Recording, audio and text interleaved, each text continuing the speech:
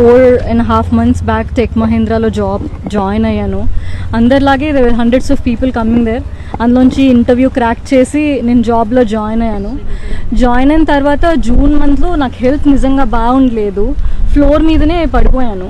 వాళ్ళు ఇక్కడ నుంచి యూనివర్సిటీ లోపల ఉన్న చిన్న హాస్పిటల్ డామ్స్కి తీసుకెళ్లారు.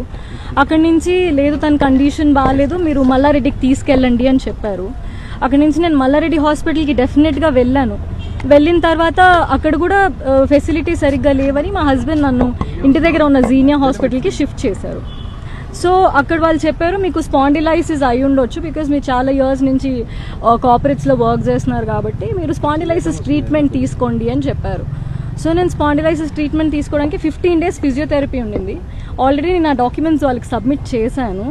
ఆ పాయింట్ ఆఫ్ టైంలో డాక్యుమెంట్స్ సబ్మిట్ చేసిన తర్వాత ఆ 14 days ఆఫ్ టైంలో థ్రెటనింగ్ ఈమెయిల్స్, మిమ్మల్ని మేము జాబ్లోంచి తీసేస్తున్నాం, మీరు రిపోర్ట్ చేయట్లేదు, discontinuation of your work, we are very sorry to let you know that you are no more an employee, అలా మెయిల్స్ పెట్టడం స్టార్ట్ చేశారు.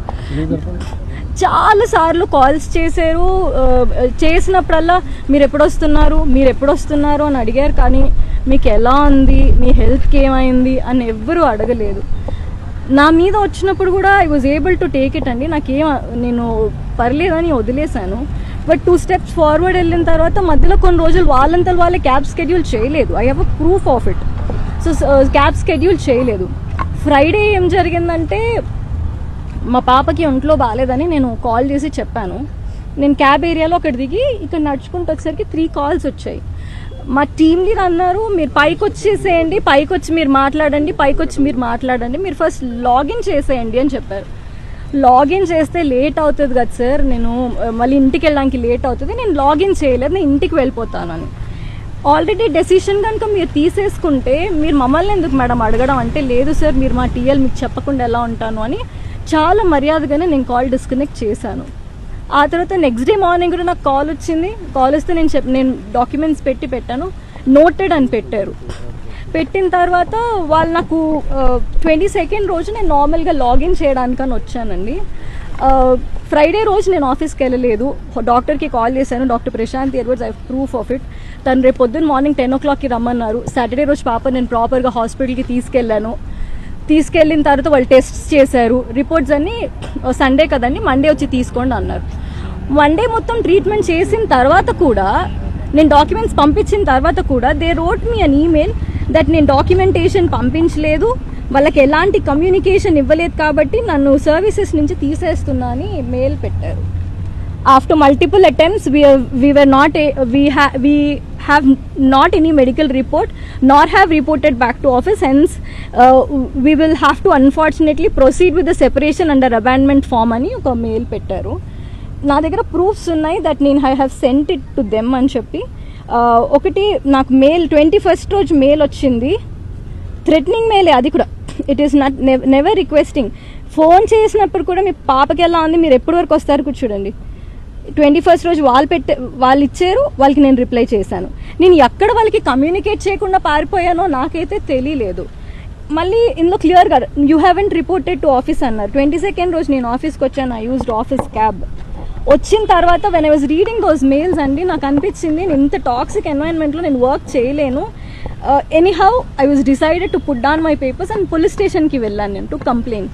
పోలీసులు ఏమంటారంటే మీరు లేబర్ లాకి వెళ్ళిపోండి, లేబర్ లా దగ్గర నుంచి సపోర్ట్ తీసుకోండి అని చెప్పారు. వాళ్ళు ఎఫ్ఐఆర్ చేయలేదు, పిటిషన్ తీసుకుని రిసిప్ట్ ఇచ్చారు.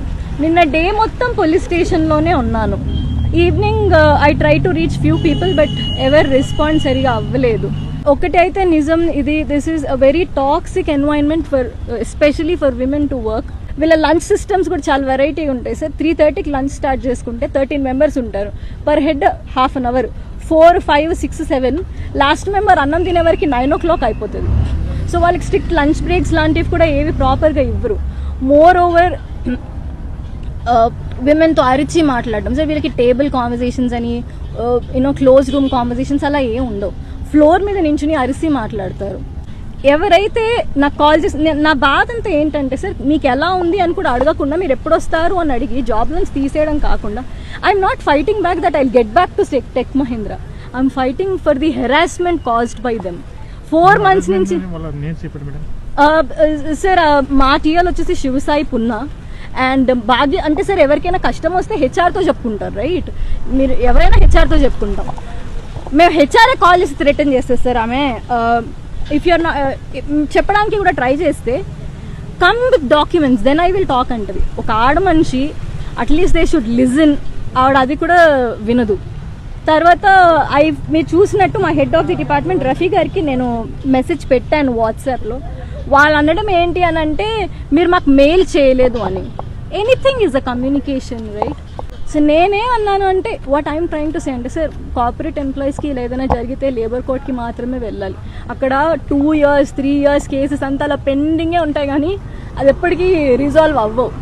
ఓకే, మోర్ ఓవర్ సడన్గా జాబ్లోంచి తీసేస్తే వాట్ అబౌట్ మై ఫ్యామిలీ? ఇప్పుడు నాకేం కావాలి sir, I want you to run a campaign that నేనే కాదు చాలా మంది ఉంటారు ఇలా లీవ్స్, మెడికల్ లీవ్స్ రెస్పెక్ట్ చేయకుండా, యూనో బ్రేక్స్ ఎక్స్పెక్ట్ చేయకుండా ఎవరైనా ఎలా అయితే పని చేయలేరు సార్. నేనేం ఎక్స్పెక్ట్ చేసినాను తెలుసు సార్, ఎవరైతే నన్ను జాబ్ నుంచి తీసేసారో, ఎవరైతే ఈ ఈమెయిల్లో ఇంక్లూడెడ్ ఉన్నారో వాళ్ళందరినీ టర్మినేట్ చేసేంత వరకు నేను వదలను సార్. నేను ఇక్కడే కూర్చుంటాను until I get the information.